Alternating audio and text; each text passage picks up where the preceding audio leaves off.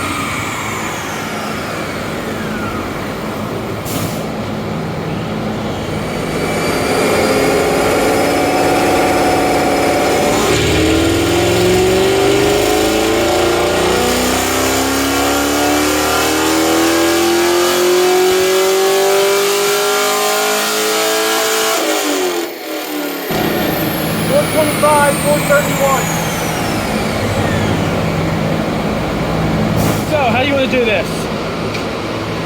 Well, we're doing 93 comparison. And then, I guess, max power? Yeah, so I'll do 2 runs because it's cooled down a little bit. The first one is probably going to read higher. So, I left up the last 2 runs because this was a 2-degree difference in timing. It wasn't pulling any timing, but it's not worth 2 horsepower. So, where it's at now is 426. We'll see how much gain there is after 2 runs.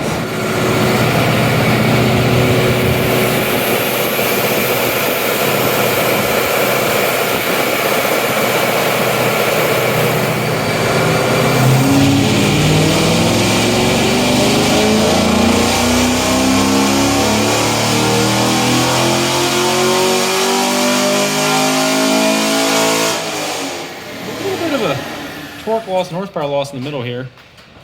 Then it comes back up, but up here, Definitely carries a lot. look at that. Like it only looks like, what is that? 4 and 4, 8 horsepower. Oh, wow, that's kind of what I guessed. That's exactly what you guessed. But up here, we're up 23 Yeah. up top. The red line. Yeah. This is only going to get better on E. Yeah, actually I might back it up with one more because it did show on one cylinder a little bit of knock retard up top. It could be just because it's making more power and I need to pull a degree out of that cylinder. But I'm going to back it up to make sure it just isn't a fluke. And, Okay. we'll put E in it. I'll hop back there again. Yep. I want to see if that weird little fluctuation goes away too. I don't know what that is. What, right in here on the torque? It's a characteristic of the manifold. Okay.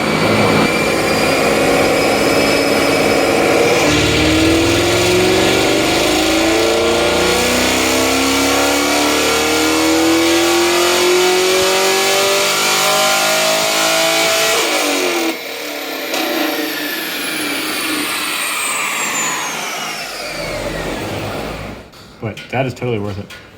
But how do you think the MSD would do compared to this?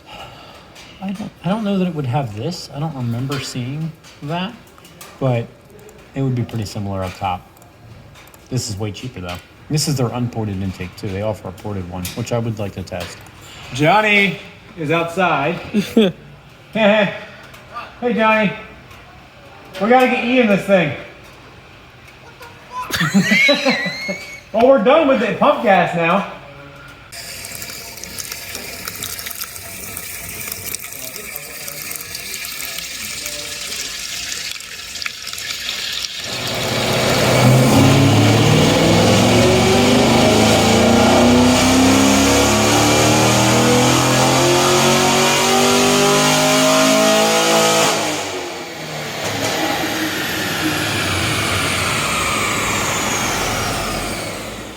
It's only 2 degrees.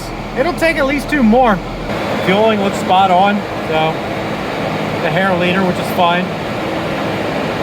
From like $5 grand up, it's flat. Yeah, it's complete. Like I've never seen a flat curve like that. Also, that's where the oil pressure kicks up. So without the oil pressure kicking up, it would have made more power, but obviously you want oil pressure. So what you're saying is it needs a cam. Absolutely.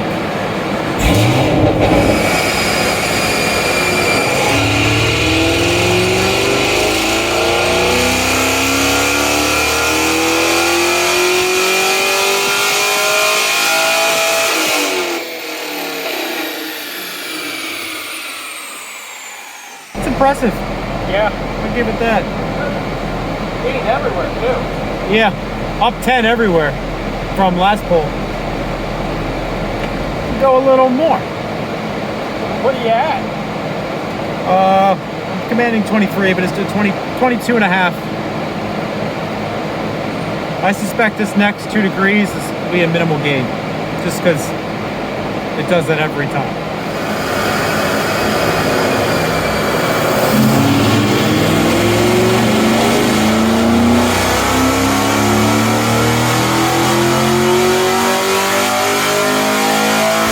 So you can see that we have a pretty decent baseline with the tuned LT1 intake manifold coming in at 426 rear wheel horsepower. About 5,700, she starts to fall on its face.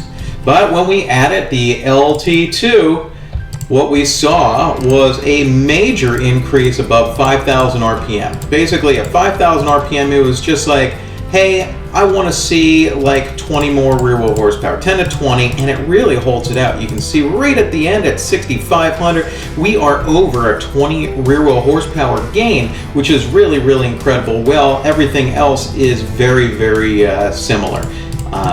You can see that it's no real difference below 3,400. There's some odd things going on between 35 and 5, but other than that, it's like really, really nice. Definitely worth the gain. And then, of course, we add E85 to the mix, which, of course, just adds things everywhere, about 30 rear wheel horsepower everywhere. We love E85. We would date E85 if it was a really good thing to do, but it's not. It'll kill you if you have too much of it. Okay. This LT2 intake manifold is a really good budget build. It doesn't look as nice as the MSD, but it's like halfway there in terms of performance. So you have something that's not even halfway there in terms of price, but halfway there in performance. So I think the value is really good. If you're looking for more horsepower, obviously the MSD intake manifold's a really good one, but you know, if you can't afford it, this is a really good gateway drug to it.